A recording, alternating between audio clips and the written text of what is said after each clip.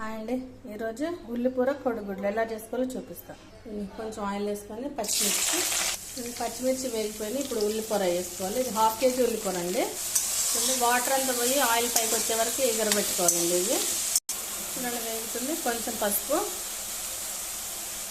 1 spoon అల్లం paste. ఇది మళ్ళీ ఒక 1 minute వేయించుకోవాలండి.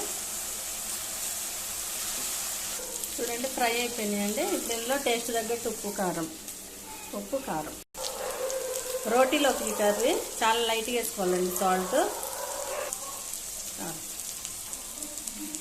2 స్పూన్స్ కారం ఇట్లా మిక్స్ చేసి పెట్టుకోవాలి. ఇందులో ఒక 1/2 స్పూన్ అంతా మసాలా అండి.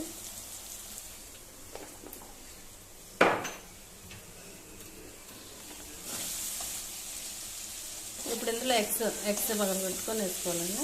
చూడండి ఇలా ఎగ్స్ వేసేసుకొని కదపకుండా ఒక 5 minutes మగ్గనివ్వాలండి. మీడియంలో పెట్టుకొని మూత పెట్టేసుకొని మగ్గనిచ్చుకోవాలి. చూడండి ఇలా తిప్పుకోండి. ఒకసారి కొంచెం కదిలించుకోండి మధ్యలో. ఇంకా 2-3 minutes పట్టిద్దండి. ఇలా కొంచెం తిరగలేదు.